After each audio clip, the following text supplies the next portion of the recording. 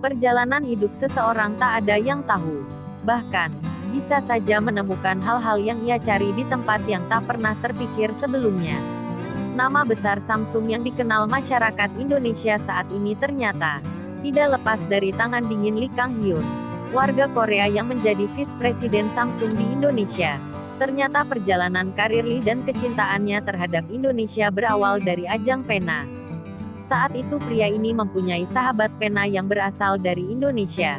Pada tahun 1989 akhirnya ia memutuskan untuk mengunjungi temannya itu di Aceh. Sambutan hangat dan keramahan keluarga sahabat penanya membuat Lee betah berlama-lama tinggal di Indonesia. Dan saban tahun, ia pun bertandang ke rumah sahabatnya tersebut.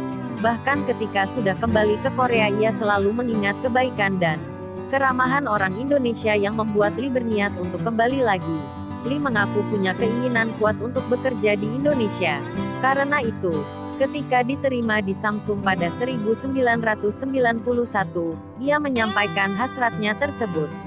Berbekal pengetahuannya tentang Indonesia, cita-citanya dapat cepat terwujud. Samsung mengirimnya untuk bertugas di Indonesia pada 1993. Ia sangat bersyukur karena keputusan tersebut amat jarang terjadi. Biasanya Samsung akan mengirimkan karyawannya untuk bertugas di luar negeri bila telah bekerja cukup lama minimal 10 tahun. Namun keistimewaan tersebut bukan tidak ada konsekuensi. Menurut Lee, ia merasa mendapat tugas lebih berat ketimbang karyawan lain yang dikirim ke Indonesia. Karena usianya saat itu masih seumur jagung, ia dituntut lebih tahu banyak mengenai bisnis Samsung. Di saat yang bersamaan, Lee diharuskan mengetahui segala aturan dan kebijakan bisnis yang dibuat oleh pemerintah Indonesia. Tak jarang karena hal itu ia harus merelakan waktu jam tidurnya untuk dipakai belajar lagi. Tidur hanya 3 jam sudah menjadi kebiasaan Lee saat itu. Jadi mualaf dan dipanggil Pak Haji. Di kalangan pewarta senior dan karyawan, Lee kerap disapa Pak Haji. Tapi sebenarnya, ia belum benar-benar pernah berangkat menunaikan ibadah haji ke Tanah Suci. Namun, ia telah 2 kali menjalankan ibadah umroh dan mengaku mendapatkan pengalaman spiritual yang tidak bisa dilupakan. Sejak tahun 1994, Lee telah menjadi mualaf dengan memeluk agama Islam. Ia pertama kali mengenal Islam dari salah satu temannya asal Aceh. Saat itu ia melihat banyak anak-anak yang disekolahkan dan diberi ajaran agama secara gratis oleh ayah temannya. Bahkan ibunya itu mendirikan sebuah panti asuhan di Aceh. Dari sanalah Lee berpikir untuk mempelajari Islam lebih dalam karena melihat perilaku yang ditunjukkan keluarga tersebut. Akhirnya ia pun memutuskan untuk menjadi mualaf dengan mengucapkan 2 kalimat syahadat di Masjid Agung Sunda Kelapa. Pada awal menjadi muslim dirasa Lee cukup berat, terutama saat bulan Ramadan dan terkait tradisi minum orang Korea.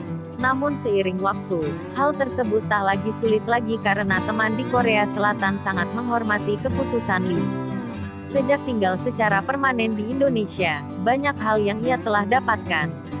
Tak hanya keluarga angkat, teman dan rekan bisnis, Lee pun menemukan tambatan hatinya di sini. Ia sebenarnya tak menyangka bakal mendapatkan jodohnya di Indonesia. Pasalnya seperti tipikal pemuda Korea, ia lebih fokus bekerja ketimbang mencari istri. Hingga akhirnya keluarga angkatnya memperkenalkan dirinya dengan Yuliani Sandra. Di awal pertemuan, Lee mengaku terkesan dengan sosok Yuliani. Namun yang membuat Lee jatuh cinta, ketika Yuliani mengurusnya yang tengah dirawat di rumah sakit akibat terserang tipes. Dari sana ia memantapkan hati untuk mempersunting Yuliani.